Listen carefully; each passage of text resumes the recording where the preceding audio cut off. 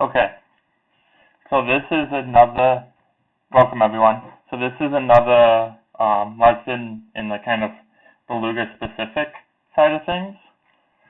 Um, so, but it's going to have more writing than the last time, so we're just covering Python things. The main goal is to eventually cover continuation methods and how that's done in Beluga. But before that, because this is the fourth lesson to use Beluga directly, I'm going to cover some of that, cover particularly why we're using Beluga, and then go through some distinction between direct and indirect methods first. So, the reason why Beluga exists is that by using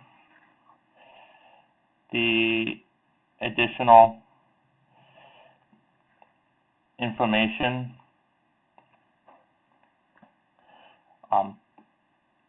provided by the dual problem. So when I say dual, I mean adding co-states in Lagrange multipliers, basically joining things together. Indirect methods can rapidly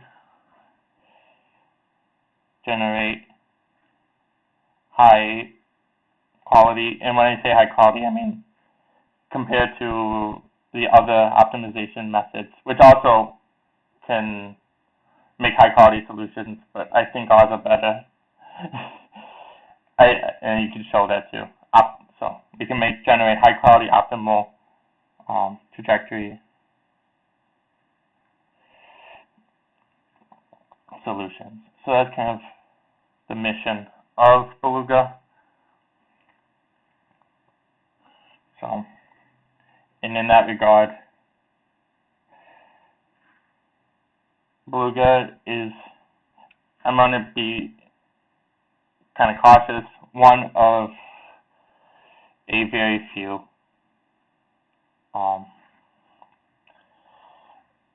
available indirect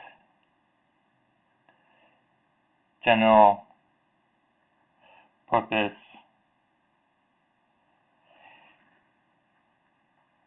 trajectory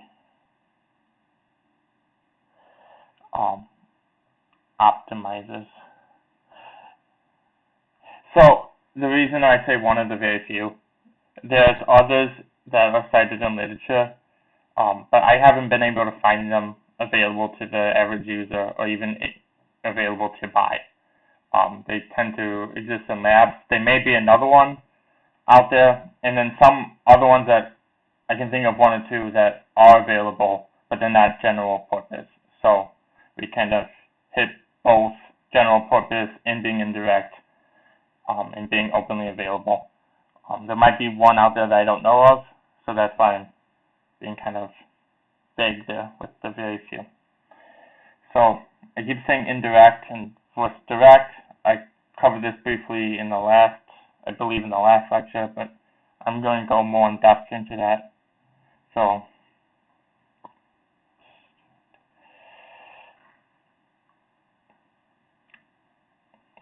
when you're solving problems numerically, like on a computer, there's basically two steps that need to happen. You need to discretize the problem eventually, because computers work in a discrete space with some kind of with discrete numbers. But then you also have to, if you're using most optimization methods, not most, that's probably not correct. If you're using the gradient-based methods that end up adjoining problems, that adjoining constraints, that's called, of course, dualization, as I covered before. So in a sense, we have to dualize the problem to optimize, and we have to discretize the problem to run it on a computer. So you could think of a distinction between direct and indirect methods with that. So direct methods discretize the problem forced. So you have some problem in the continuous space. So then, in using direct methods, you chop up that problem in continuous space using some method, and then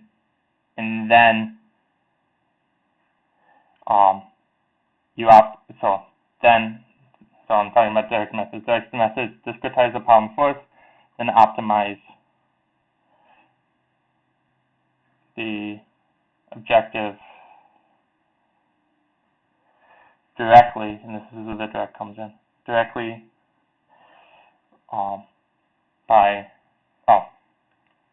directly manipulating the control variables within a NLP, so nonlinear programming solver. And then in that solver, dualization occurs. In the kind of common leading edge ones. So there's some solvers that might use like genetic algorithms or something. They're not dualizing the problem as far as I know. But if you look at GPOPs or Dido, dualization actually occurs in the MLP solver, and that dualization produces Lagrange multipliers called KKT multipliers. So on the other hand, direct methods apply calculus of variations to convert the optimal control problem into a boundary value problem. And then this is the dualization here, and this is what we're covering on the Wednesday courses. So, and then in the BVP, the control is specified indirectly via the control law. So as we did last time, the control law is at DHDU, and then so that's how you specify the control in this case. And then the BVP is solved numerically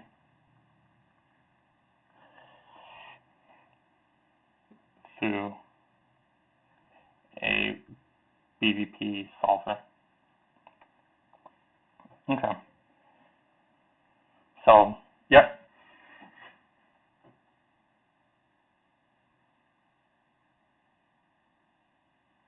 Yeah, so dualization is the process in which we, so let me write it down because I actually had a note which I said out loud, but I'll write it down so I have it. Dualization is the adjoining of constraints with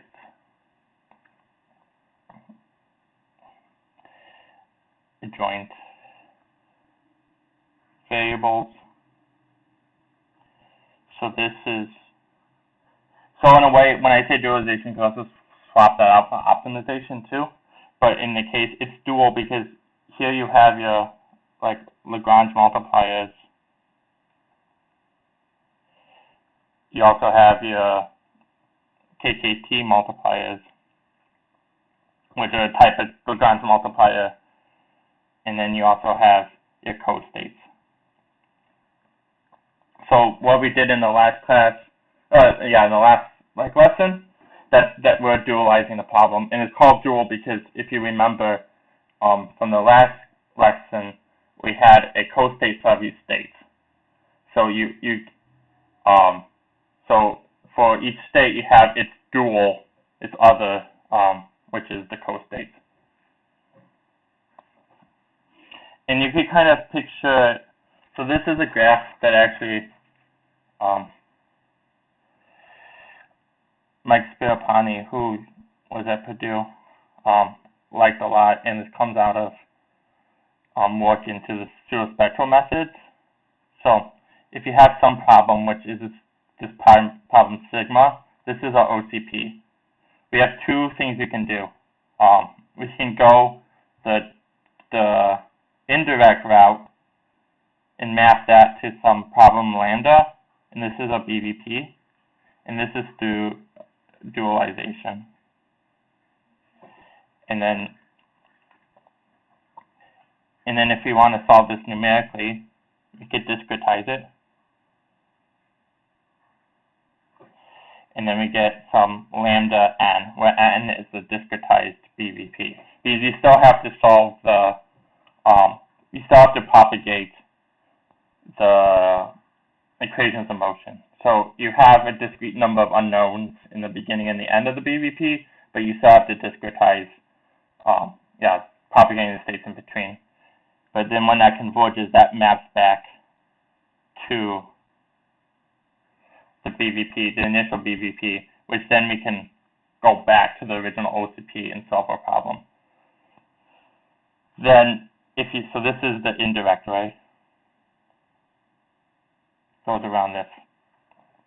Or you can go the direct way, and then you could discretize the problem first. The state of the art of this is the pseudospectral methods, where you discretize the problem using, I think, Legendre. No, I forget what kind of polynomial. I think there might be. I'm blanking out what type of polynomial it is, but you do it using a special type of polynomial. So then we have the discretized OCP, and then we can take that, and then inside the NLP solver, you dualize it, and then you get some sigma and lambda, and then this maps back, and then this will converge. And then with pseudospectral methods, there's actually a gap that got bridged here, and this is by the which I won't talk about in depth, but the covector mapping principle, which was big in this field before my time, but can't spell principle. But this actually relates the costates to the KKT multipliers. So this connects it together, but going this way is the direct way. Okay.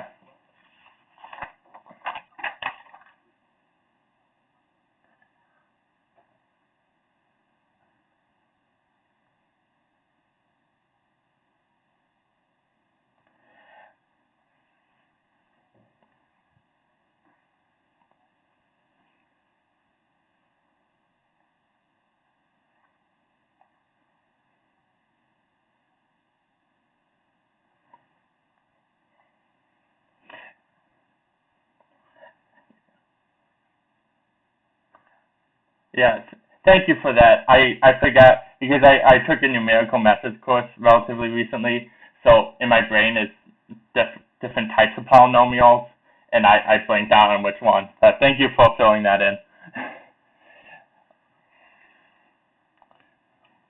Okay, so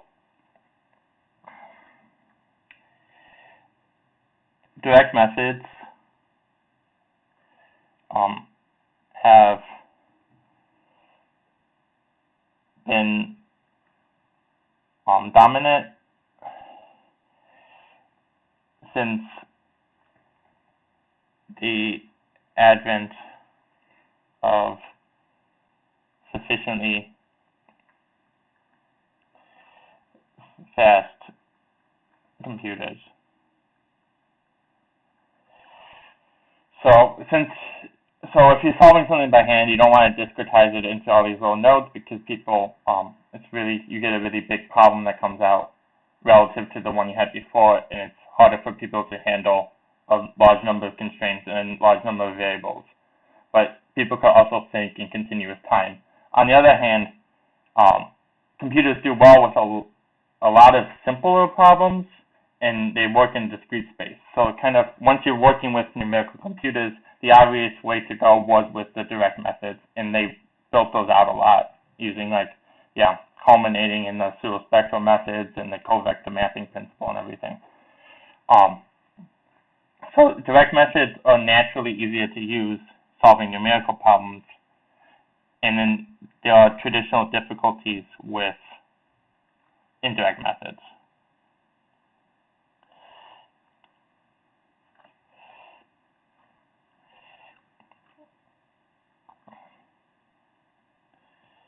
So this is why there's a few indirect solvers and a lot of direct solvers. The first is deriving analytical expressions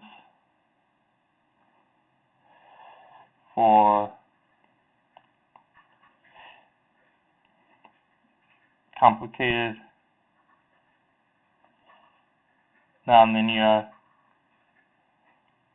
problems is difficult. So if you think back to the Wednesday classes,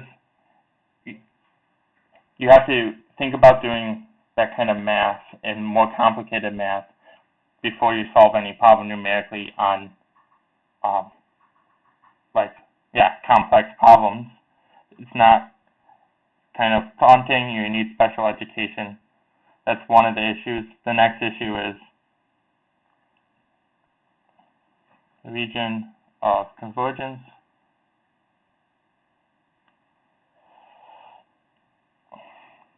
For BVP solvers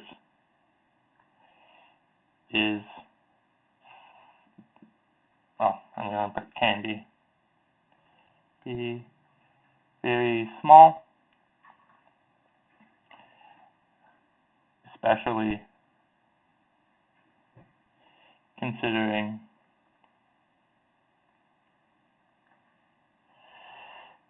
I'm just going to put co-states for simplicity, but this is all the adjoint variables.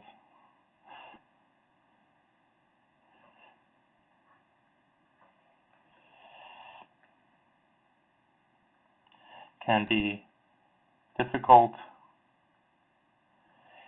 to guess. And they're difficult to guess because they don't have a clear physical interpretation. And then I'm going to leave some space. And then the third one is solving problems with inequality path constraints.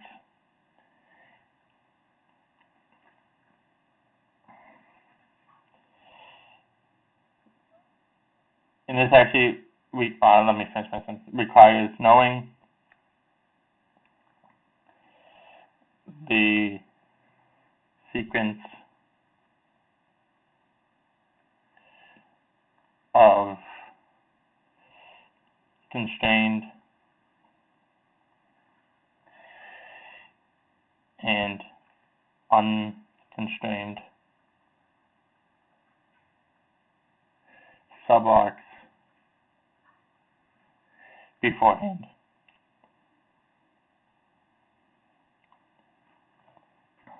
So we have these three big issues, and the third one actually applies to other types of constraints, other types of features as well. But the inequality path constraints is the most prevalent. So we have these three issues, and Beluga can only exist because we have addressed these three issues in recent years. So this fourth one is solved by, let me write that out, computer algebra systems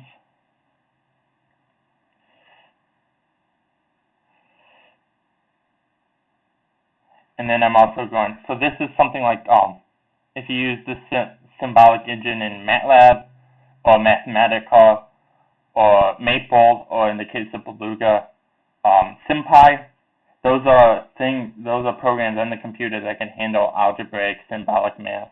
So that enables us to automate deriving the analytical expressions. And I'm also going to include in here index reduction. So this I use a lot. It kind of came into my realm by Thomas Anthony in his larger method. But it allows us that if we can't derive analytical control laws, that we can still solve them in a differential form. So that's super helpful in that case too. The second point, that's solved by and large through continuation methods, and this is actually what we're going to be covering today.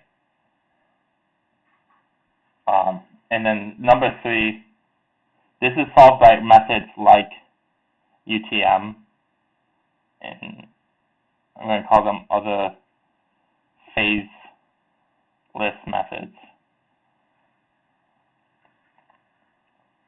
So basically, and we're going to discuss this later in the course, UTM, which Fitch actually developed, and other like methods, they can take multi-stage, multi-arc problems and express them very close approximate solutions on single arcs.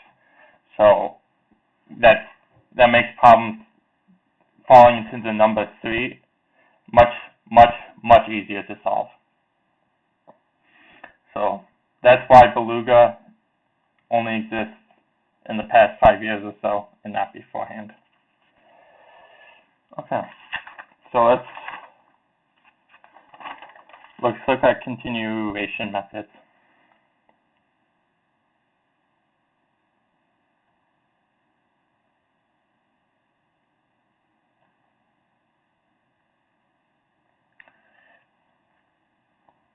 They're also sometimes called homotopy.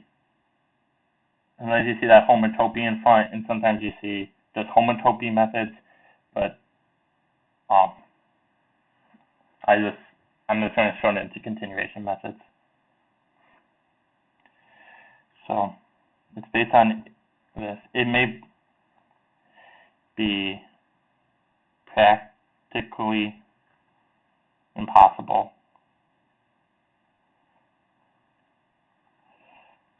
to form an initial guess that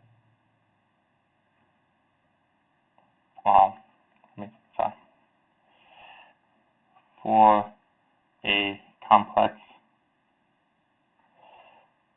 problem that converges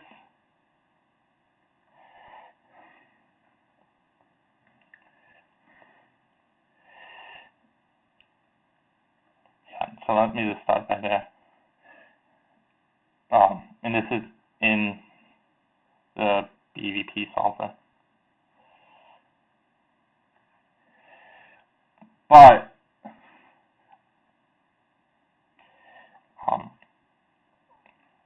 finding an initial guess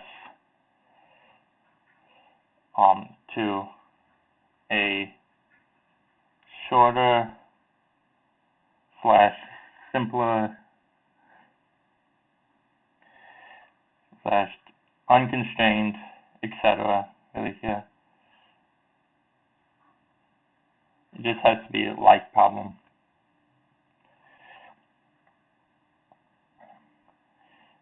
May be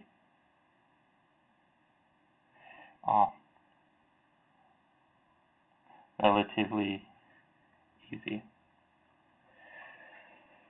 Okay. So continuation methods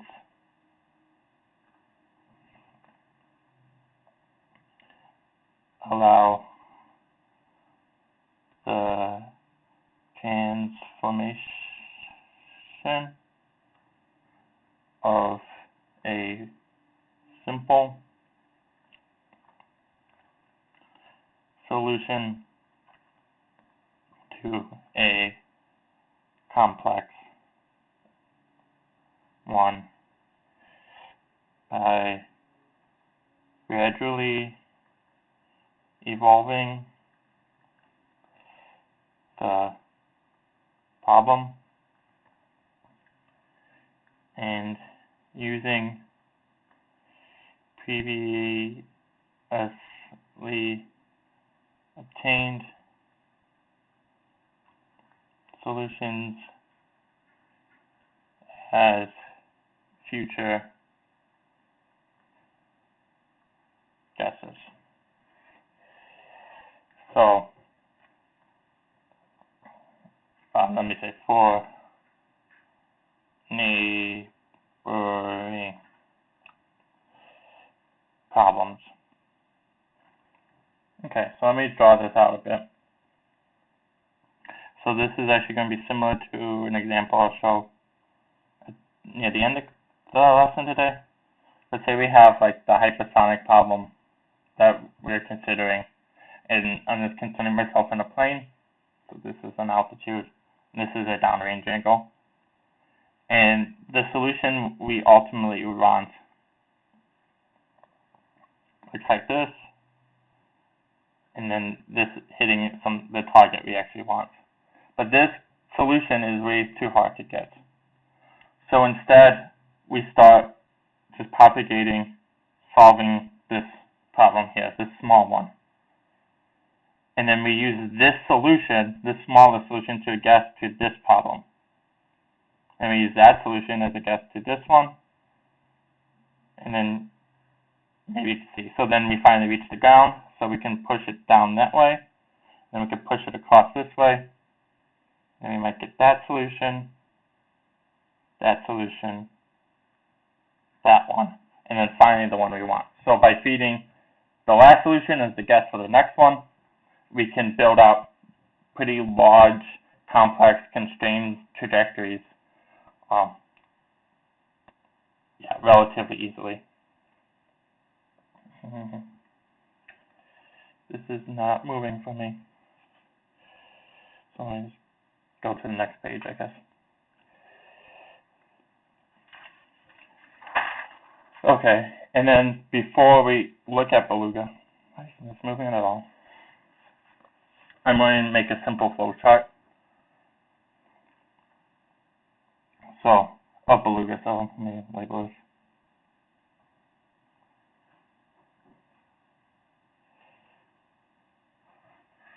So we have the input file, and that specifies two things. That specifies, oh, now it's moving. Okay, good. So let me do it this way. An OCP, so let me put it off to the side here. And then outcomes. In the input file, you also specify your guess parameters and the continuation sequence.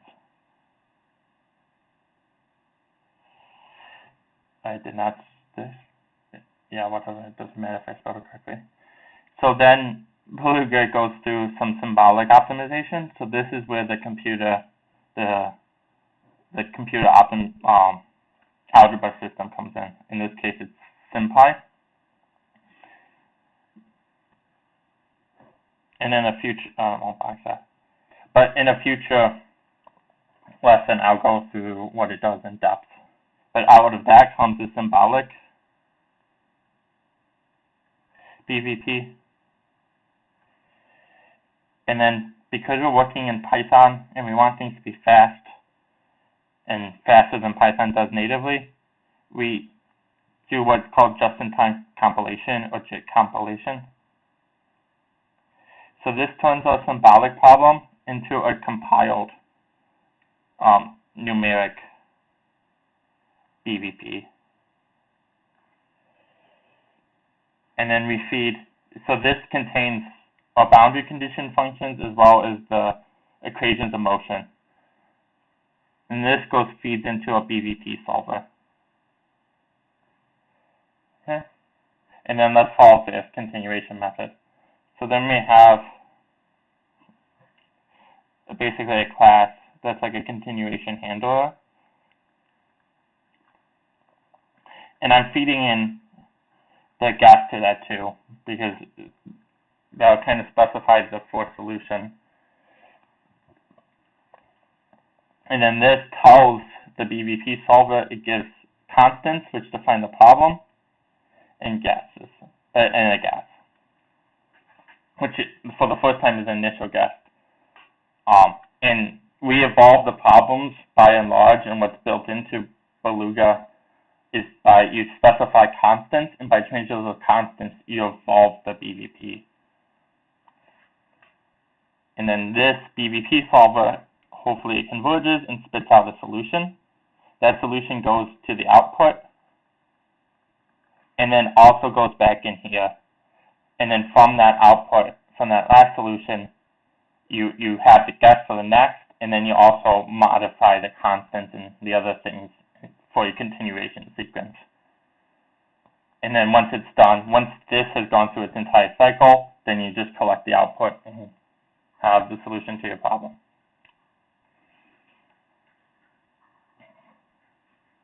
Okay, now we get some coding. So we're going to go with the classic, the crystal cone problem first.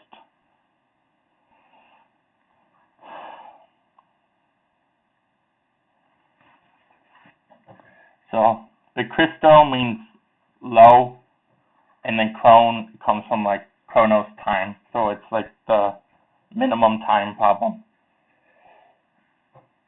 So on some axis, y and x, picture we have some object, and we have some slope.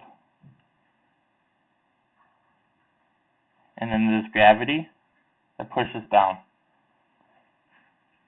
So what we want to do is find the path, so the shape of this curve that minimizes the time to reach the bottom. And we'll define on this curve, we'll define some theta, which actually goes up, but it's this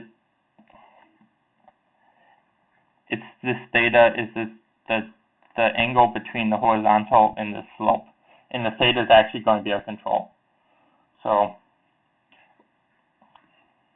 find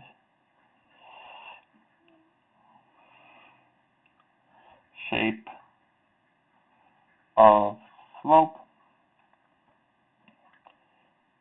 that minimizes time for object to, and this is frictionless.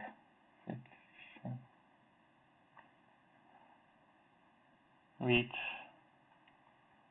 the bottom. So mathematically, that gives us, we minimize the cost functional is equal to TF, which we're going to express as the integral from 0 to TF of dt. So we have a path cost of 1. And then that's subject to the dynamics. And now I'll make a bar here because that's a generalized state x. But then we also have the scalar x dot y dot in v dot, which is the velocity. And then the dynamics look like this. It's v cosine of theta, v sine of theta, and g sine of theta. And in this case, g is equal to 32.17 feet per second squared. I'm using US customary because I like it better, and I know it might bother some people, but I like it. And then we have, this is our initial boundary conditions. You will see that in the next lesson, when we started joining boundary conditions, this is specifying them. We're going to include initial time, the x, y, and v. So all the states are specified at the beginning, and then this is equal to 0. So we're starting everything out at 0, and then the final boundary conditions are just going to be specified x to be some xf, which is constant, and y is going to be some constant as well. And that's evaluated at TF. And then for just our goal is going to be 10 feet in both. So x is going to be 10 feet, and then y is going to be negative 10 feet. Okay, so now coding time. So I'm going to move this aside.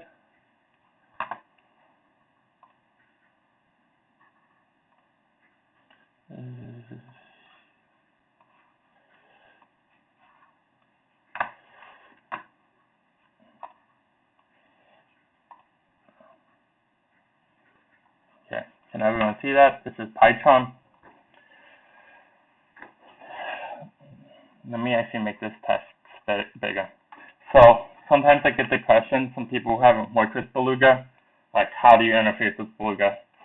Like I think I've covered before, or mentioned before, but it's worth reiterating. Beluga is just a package, a Python package that you import. So since it's going to solve a problem using Beluga, let's first import it. So import Beluga. Okay, and then also for later, we're going to import logging. Logging is a built-in package in Python that deals with logging. Okay, so what we want to first specify is an optimal control problem. That's going to be an object of type problem. So we initialize a problem, and that's going to be our optimal control problem. And then, so we fill in this optimal control problem by calling methods on OCP. So the first one defines the independent variable, which in our case is t, and it has unit seconds. Okay, next we define our states. So the first one is x, and then we do this as strings, cosine theta, and that has unit speed. I'm just going to copy and paste the other two, y and v. So these are our three states. You can have as many states as you want. You just keep on calling OCP state, or if you can name this OCP anything you want. OCP is just what's in the examples and the clearest to me.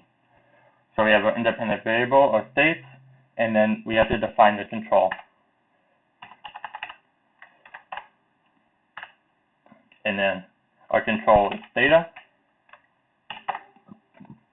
And the control doesn't have a gradient of motion yet, but we can define units, which are radians.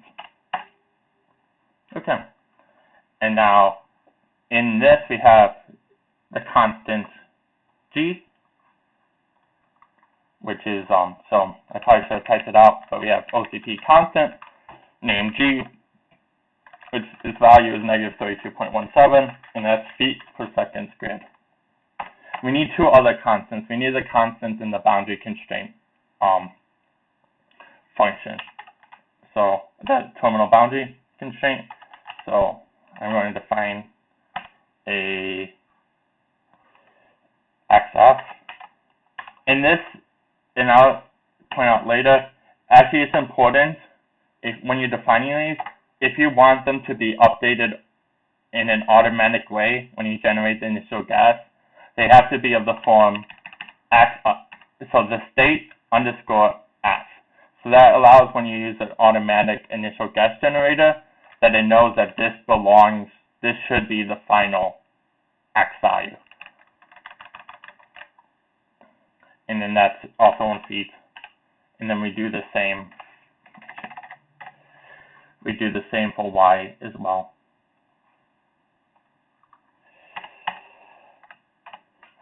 Okay, now we could define the cost. So we have OCP, it's a path cost. You can also do terminal costs, which we would do in the next one, and initial cost. But we're going to do path cost, so its units are 1, because it's just integrating 1, and then, well, its expression is 1, and its units are also 1. Okay. Yep. Yes.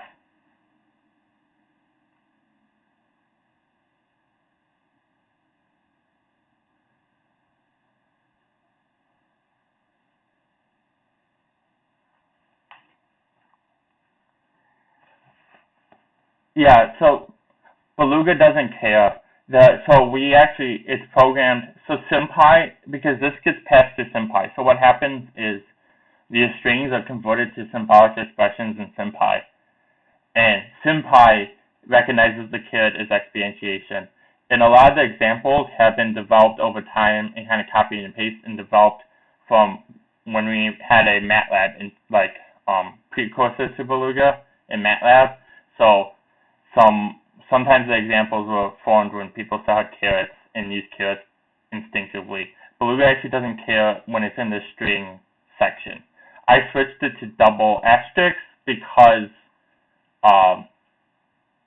I think it's good to be consistent with the rest of Python.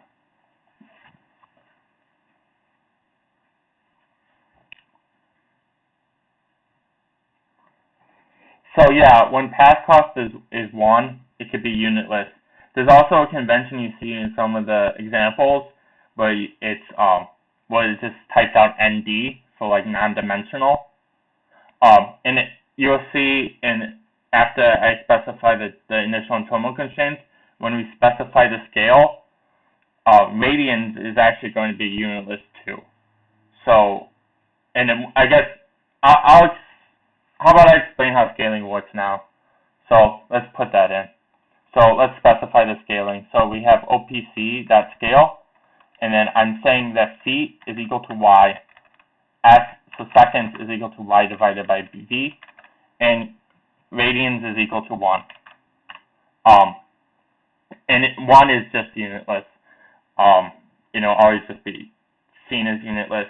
And what happens here is what Beluga does, and I want to expand this in the future. I think this is a good place to, if anyone's interested in contributing to Beluga, this is a good place to look, is that the only way Beluga scales things is dimensionally. So so everything with the unit feet is going to be scaled by something. Everything with the seconds is going to be scaled by something. And that's nice because you don't have to change the equations of motion then. Because what you're basically doing in the background, the way I like thinking of it, is you're just changing what units that you're using. So like the same equation of motion would apply if you're doing this problem in US customary or metric, or you could change feet to fathoms. It doesn't matter from the equations of motion. So basically what the scaling does in Beluga is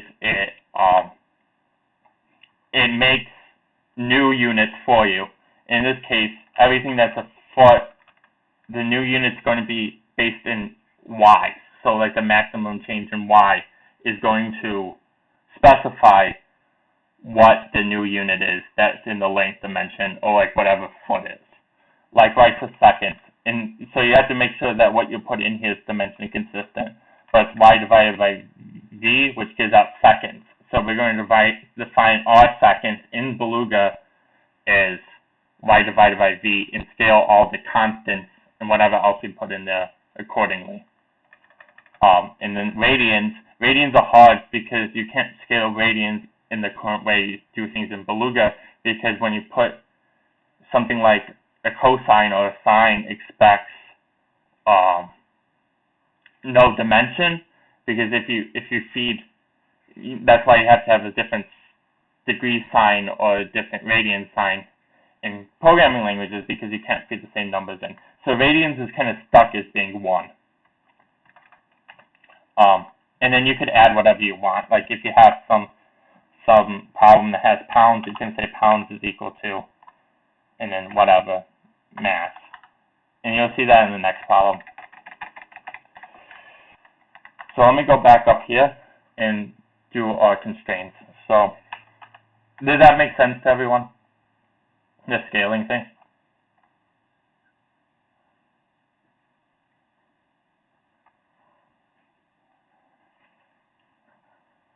Seconds you could put in T, but you used to not be able to put in T, so I think we're in the habit of doing like states. I'm in the habit of doing states. I would actually, I'm going to check after this if you can put in T, but I believe you can put in T. And you need to be careful putting numbers in. So theoretically, you could put in numbers like, oh, I just want to scale all the feet by 400 or something. You could put that in, but you have to be careful. So yeah, that's why actually one of my goals this year is to make the scaling more robust and give more scaling options. But this is what we've been doing for a long time too. So it works. It doesn't work for all problems, but I won't get into depth into the problems it doesn't work for, because those are kind of niche. So we're going to find an initial constraint, and then that is, so the first one I listed out in our problem is that T is in seconds. So we want T to always be 0, and these are things that are equal to 0. Likewise, we have X is also equal to 0, and that's in feet. I also want to add something to this, to Beluga, that will automatically, so you only have to specify units for states and constants in the independent variable. Because now you could, which I've done before, you can put the wrong units in for the path, like the cost, and you can put the wrong units in the constraints, and then your problems won't converge, and it'll just cause issue. Or you could put the wrong ones in, and then they do converge, and then you put the right ones in, and they don't. And then you have to figure that out. So I'm just going to copy and paste the other constraint. Well, I guess we only have 2 other initial constraints. And then we have a terminal constraint. 2 terminal constraints. And this is x minus xf.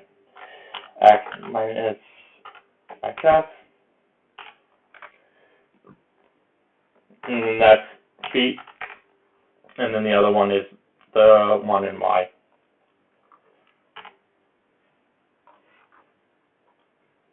And then we have a scale. So this is our optimal control problem fully specified. We have everything that Beluga needs for the optimal control problem. Now we're going to specify our PVP solver. So we say PVP solver. And this is an object too. So we call Beluga, that's PVP algorithm, which returns an object. And for this, I'm going to specify shooting. The shooting is like an old method. Once again, area I want to improve. I have plans for it. But as you'll see in the next problem, I suggest using what we specified as SPBVP, and then that's the SciPy boundary value problem solver, which uses, so shooting uses the shooting method, and SPBVP uses collocation. And I plan maybe in the next lesson kind of going more in depth with those, but this will suffice for now. And then we have to specify how, so the next we have to specify how a guess is made. So a guess maker, and Beluga guess generator, and almost always so this is improved as well, we're going to use auto. So what auto does is you give it some initial states. So I'm going to give it 0, 0, 0, which lines up with our initial conditions. And then we're going to give it a co-state guess.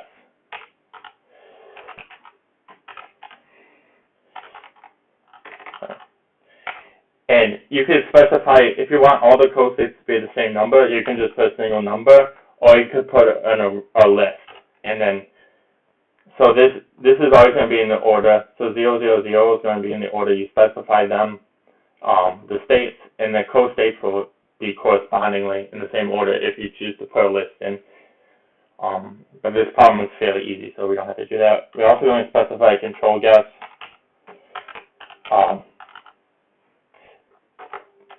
This, I'm going to be honest, this usage is kind of, specifying a control guess is a little not intuitive now, of when it does something and when it doesn't do something, but it never hurts. In this case, we're going to make a control guess basically negative 90 degrees, but in radians, so negative pi over 2, and that's going to have a trajectory go straight down in the beginning, which is not only going to be a short solution, but it's going to be a straightforward one, because if you're going straight down, with gravity, obviously the path that minimizes time is straight down. You don't have some curve out or anything. So that will converge easily. I'm going to specify an option that says use control guess. So if that's false, the control guess is definitely not going to do anything. And then this is the next important thing, is time integrate. So this is saying how far forward we're going to integrate this guess, and I'm going to go 0.1 seconds.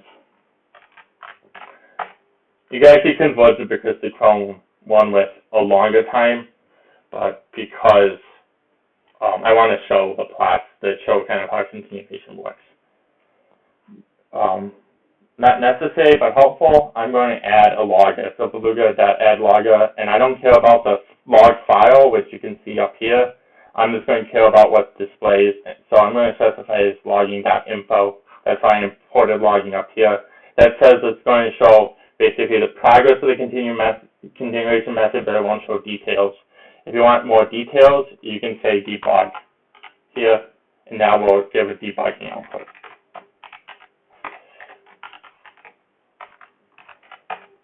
Okay, and now the continuation. So I'm going to initialize I don't feel like typing this up. I'm going to initialize a continuation object with that call. And then I'm going to say continuation steps, add step. I'm going to specify bisection, even though it's not needed. But what bisection does is if a continuation step fails, like to converge, then it will try again with halving the distance. So it'll bisect the distance. Then we have an argument that minimum cases, so the number of cases, we're going to take 21 steps. In the forward slash, that in Python means line continuation. So you theoretically could put this all on one line, but it's not super clear if you do that.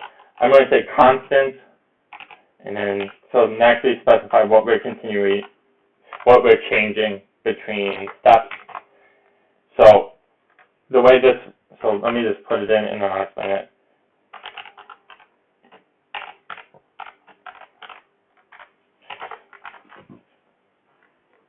So, excuse me. So the way this works is it's constant here, and that's kind of a legacy thing. We used to specify initial and terminal when things were more hard-coded. But now all the continuation is specified through constants, so we just say constant. Once again, this might change in the future to be cleaned up, this interface, but basically that's why it's constant, is that you're changing a constant, and then so you tell what constant you're changing, and then the target. So actually this is -10. So we're starting at whatever our guess is, and then we're going to 10 and -10. So those second arguments are targets. And then the last call, and this is the one that actually does something, we're going to say sol set. So the set of solutions is equal to beluga.solve, and this is what does everything. And then I'm going to just copy and paste these options in and then explain them.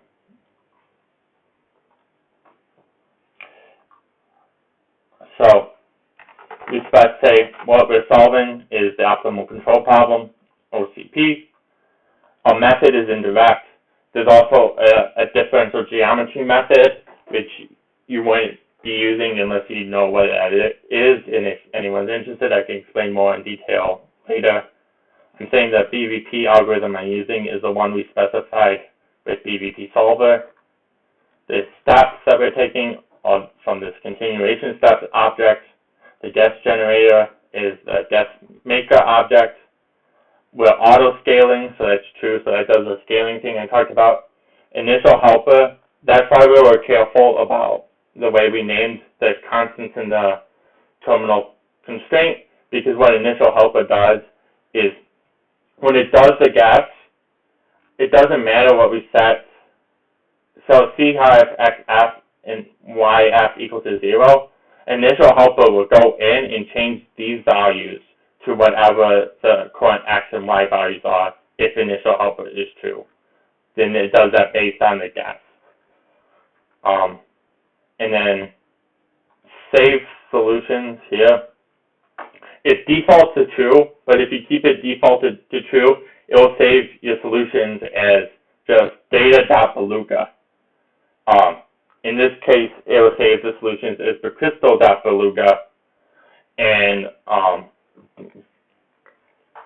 the .beluga, it could be anything actually. That's not a real file format. It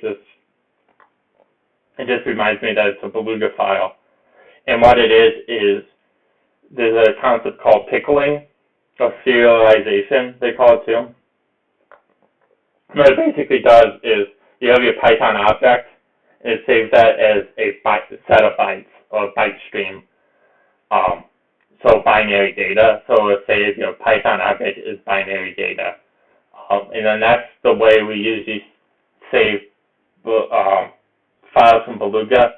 There is an issue with that, and there's room to improve it, because when you pickle an object like that, you have to open it up in the same kind of environment, and your Beluga installation has to be basically the same. So it's not a long-term storage. If you need a long-term store something or send it to someone else, I suggest you convert it to something else, like a CSV file or something. But let me run this. So down here, can I make, oh, wait, what did I do?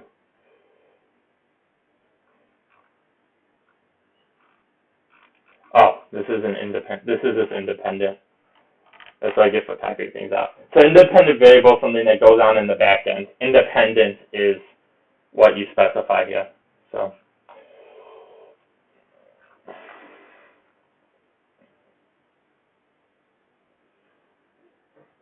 what it's doing is it's compiling everything. This is a short problem, so the compilation time is kind of not needed. You'd probably be better off solving it without just compiling it. But any problem that you actually care about time, you want to compile it, which is the default.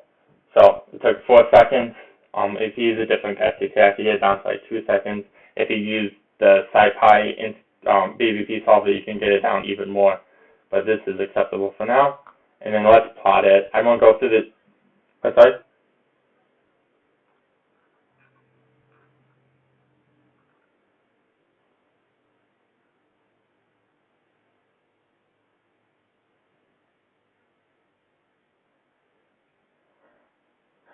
So are you using when was it that you downloaded Beluga? Yeah, so I would get poll, because this used to be OCP, like that. And I know I changed it because I did a lot of cleaning up in the back end, and that object type is no longer just used for optimal control problems. It's also used for symbolic boundary value problems. So I just generalized it to problem. So that, yeah. If you get poll, it will be updated to this. Okay, this is the plotting. I'm not going to go in depth. I'm using matplotlib and some fancy things with colors. So let me just plot it.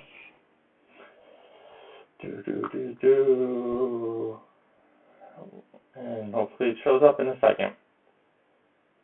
Okay, here we go. So we started with the blue solutions, the small one. The smallest you can't even tell. So you can kind of see it here in the velocity plot with this line that doesn't really fit in, because that's going straight down, and then it kind of starts in this trajectory going to the bottom right. So we go from blue to orange. So you have your path, velocities. Oh, this is not the. What did I do? This is. Oh, one of these I mislabeled. Yeah, sorry.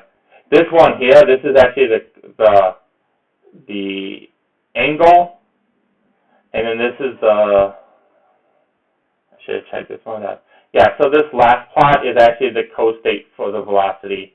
So this bottom left is the angle, and then so you have your path, your velocity, your angle theta, and then the costate for velocity. The other costates are constant in this column, so it's just I wanted a fourth plot, so that's the way the costate changes. The one interesting costate in this column. Okay, so if there's any questions on that, I'll be happy to ask, or I can move on to a bigger, fancier problem. Okay, I'm going to assume the silence means no questions. Okay, so is my tablet still available? Yes, it is. Great. Okay. So this is actually a version of the motivation problem. So it's a hypersonic example.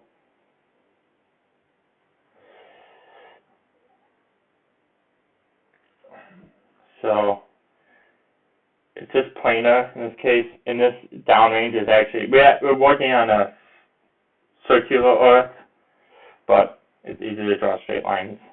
And what we ultimately want to do is we're coming in, and this is going to be actually a 45-degree angle. And then we're going to, that's arbitrary now, but we want to hit some target downrange. So this is theta, this is altitude, that we want to hit this target with max energy. So because our mass is constant, what that means is that we're minimizing J is equal to negative Vf squared. So we're minimizing because mass is constant. So mass isn't changing. And since we want to maximize, we put the negative, and we just care about velocity. Our states are, in this case,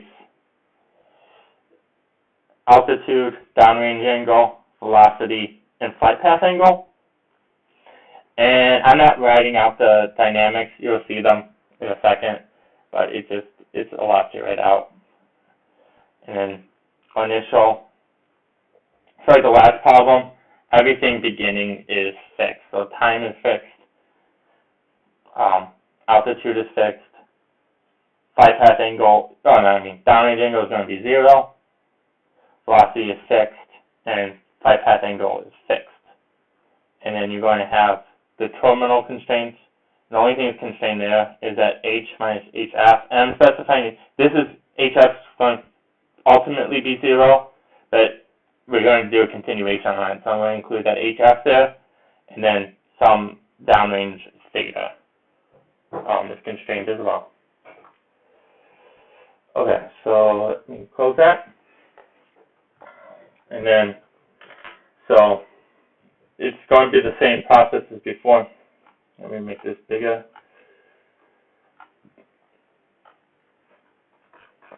We're going to import Beluga,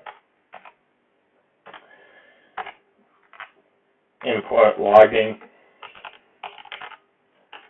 and then import NumPy as MP. And then I'm going to specify some constants here. This isn't needed, just so I can call them back easier. So we're specifying like our target, basically our target variables. And like before, going to initialize the OCP. Our independent variables almost always going to be time with unit second. And then for your lovers of the metric system, we're going to use a metric system here with meters, radians, meters per second, and radians. So you have the altitude state, which is v times sine gamma. We have downrange, which is v cosine gamma, divided by the radius of the Earth, which I'll define later. It's the radius of the Earth plus the altitude, and that's because we're working in spherical coordinates. We have velocity, which is the drag acceleration plus the gravitational acceleration, and that's sine gamma because it's when you're going up, that's when gravity affects you. And then we have the flight path angle gamma, that is lift. We divide by v because gamma is an angle. And then you have gravity, the gravity component, cosine gamma, and then the curvature of the Earth component. So this accounts for the curvature of the Earth. Okay, and then see, like R is not a constant, drag's not a constant, lift's not a constant. So we have something available to us that are quantities. So I can say, I could define a quantity on this optimal control problem. In this case, rho, which I'll use later, but rho is density, and I'm using an exponential atmosphere. And then I'll just copy and paste the rest in so I don't run out of time. I guess I am, yeah, I have 10 minutes, right? So I'm just going to, so here is the arrow stuff, and this is the radius. So we have RE plus the altitude. We have control alpha, which is angle of attack. And then, so that's what we're minimizing with respect to. We have a bunch of constants. So that's gravitational constant, that's sea level atmosphere, that's scale height, mass, radius of the Earth, and then reference area for the arrow stuff. We have our constants for lift and drag here. These are pulled from some paper. They were in Dr. Grant's lab floating around, and then now they're here. I don't even know I could track down where they come from, but it doesn't really matter. And then here are the constants, which are for the initial boundary conditions and the terminal boundary conditions. Okay, I'm just going to, as per usual, these are the terminal costs. So see how I specified terminal costs as opposed to path costs here. This is the terminal cost, and then our constraints.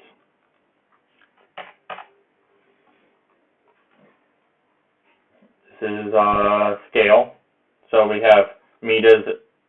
It's similar to the last problem, but meters is going to be altitude. Seconds is going to be altitude by the velocity. We have kilograms in this problem, which is defined by the mass constant, and radians, which is equal to 1. And actually, see how mass is a constant here? And if you want to put constant numbers into your scale, I suggest that you define them as a constant and then put it into your scale. That will work. Sometimes if you do other weird things, it might not work. So, and then radians is always 1. Next is our BVP solver. This time we're using the SciPy collocation BVP solver.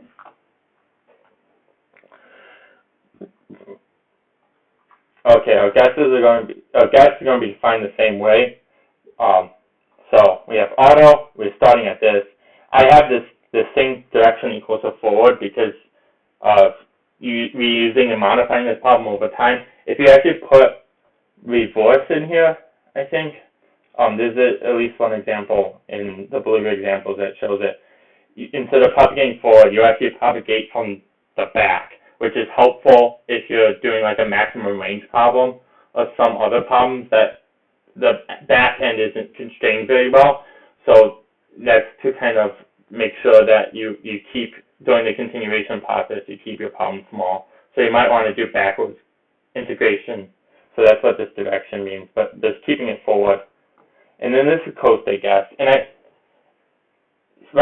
and this is kind of an example of why this co-state gas here, and actually this step, is the hardest thing about using Beluga, and it remains so. So it's like, once you get a starting gas that converges to something, then you're golden, and then you can evolve that to almost anything you want. But this gas is the most tedious part, and the most frustrating part. So if you want to write like a really contribute something to this field, help us make better gas generators. Because even you can't do a continuation on something that doesn't converge, and even making simpler, shorter problems is hard sometimes. So this, and remember I talked about the mistake with units. That actually happened here. So I don't know why this -1 to the power of 5 works here, but I accidentally forgot to scale something. I forget. I think it was the cost when I was doing like the predecessor to this problem. And so then I ended up having scaling everything by like 4,000 squared, and then I was able to make all these small, because usually negative small numbers work. Like that's the first place you want to start guessing. But for some reason, this altitude co-state has to be that high. If I had more time, I would investigate it further, but I don't. And then we're going to do a continuation. And so, actually, let me start. I'm going to call the Beluga solve here. So this is like normal. I'm using, let me delete this analytical Jacobian term since it's false. I'm using a control method differential, so that does what is called index reduction. So we actually don't have to analytically solve for the control law in this case. Instead, we take the derivative of the control law and then solve for u dot, and then append u dot to the state and propagate the control. And that will always work. And that will always give you something something to solve for. If you solve analytically for du is equal to 0, sometimes you get a transcendental or some other equation that is either next to impossible to solve or just like will take forever. So this differential is actually my preferred control method. It's opposed to, if you put algebraic here, that's the name of the other one. But I believe it defaults to algebraic. It might default to differential. It depends on what mood I was in that day. So I apologize for that. And then now this is kind of what I want to do here in the next 5 minutes, is build out this continuation process step by step.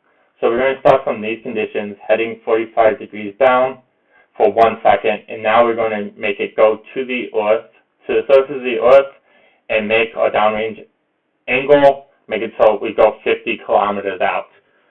When you have, this part is sometimes hard because when doing these kind of hypersonic problems, because you have to make it so it's still feasible from these initial conditions to reach the terminal conditions.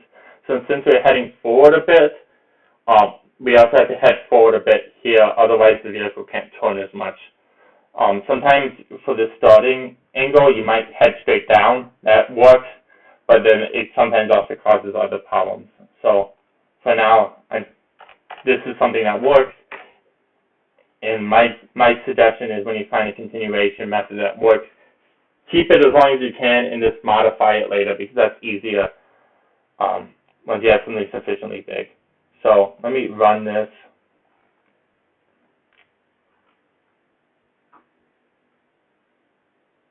And as it's running, I have this plotting script. So see, you have the constants that are changing here, and then the progress.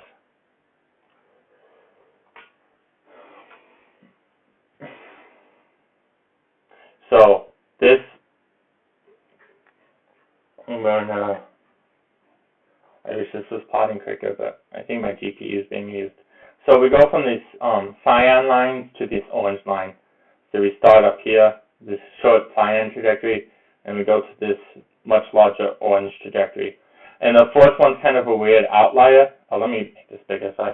This is our angle of attack, 5-path angle, HV diagram, which you see a lot in hypersonics, and our trajectory. So we kind of just go straight down in a straight line. And see how this series, all these trajectories are relatively easy to solve. angles of attack are fairly linear, so this is good. And angle of attack get really big in the beginning, so this problem will be harder to form an initial guess for if it's constrained. So the suggestion there is if you have a constraint on angle of attack, you might want to have the bounds bigger and then bring them in. And I see that we're getting close to time. If anyone has to leave, feel free to. I'm going to try to walk through this example as quick as possible. So next, let's bring the downrange to something reasonable. So here we're going to bring the downrange to be 300 kilometers downrange. And I actually see that in my example that I had typed out before. I have a continuation step that's not necessary, so I'm just going to delete that. Oh, actually, no, it's necessary for something else.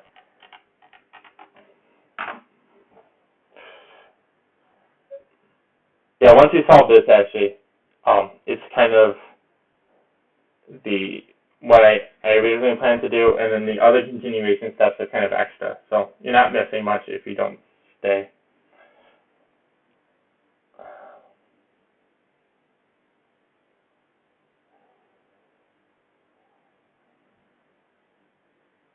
So once again, it solves. Now let's go to our plot.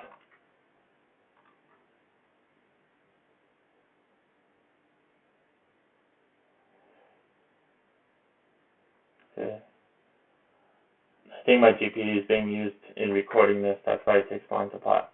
But see, we have what we expected. We go from the straight trajectory out to the green one. Okay. And then I can actually show you. So the way this, so if I didn't save and load it again, if I go to the hyper example, you can load SolSet and see how there's these trajectory objects stored in this. And then this is what Beluga outputs. You have a series of continuation steps. That will be the fourth index. So say I want the last continuation step and the last trajectory in that. That's this one. And then the way these are is that like the states are stored on Y. The control is stored on U. Time is stored on T.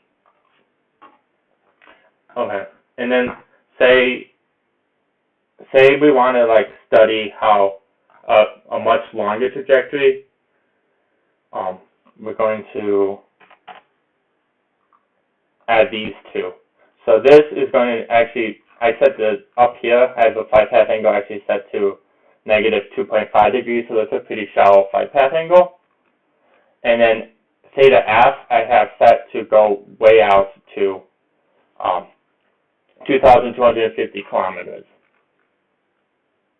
So this is going to be a much longer example. And then while that's solving, does anyone have a question?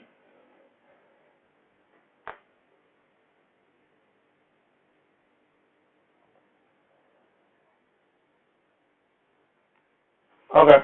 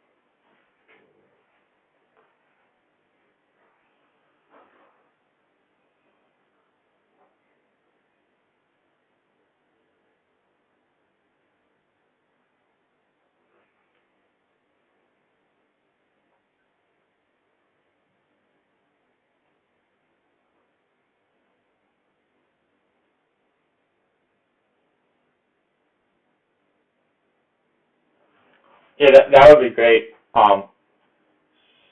So yeah, let me figure this out. So and then we can look at so how do I guess stop sharing. Okay.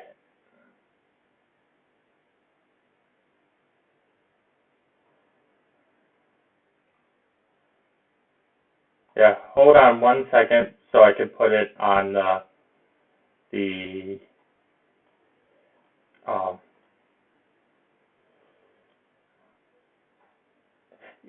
yeah, but I want it so it records on the OBS. So there we go. Sorry for people. Your names are going to be on YouTube. I apologize.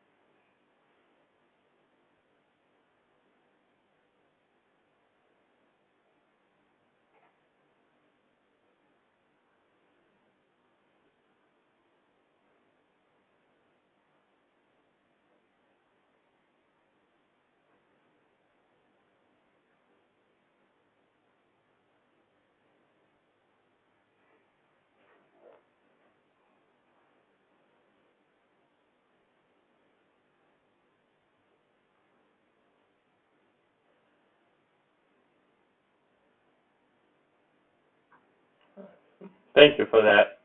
Yeah, I've noticed the same thing with my own work as well. Um, when I was using navigation-based path planning problems. So, okay, I just want to show you the plots for this.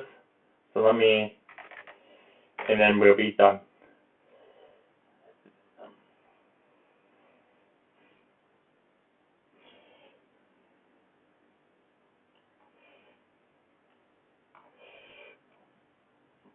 Here we go.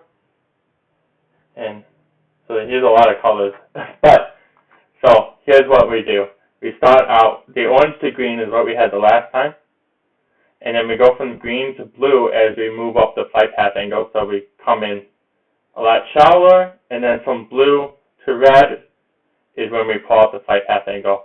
So you can see each of these trajectories is not that far off from its neighboring trajectory, but so the gas is good, but then once you bring it all the way out here in these, I think near 200 trajectories, um, so it's 150 from the blue to the red, but you're able to get this really long fluid going trajectory. Yeah, and you see the HV diagram here. You see the angle of attack, and the flight path angle. So trying to get this red trajectory from nothing, that's impossible. Like, you couldn't do it, but the continuation allows us to form these long trajectories. Okay, so that's it. Anything else? Any questions?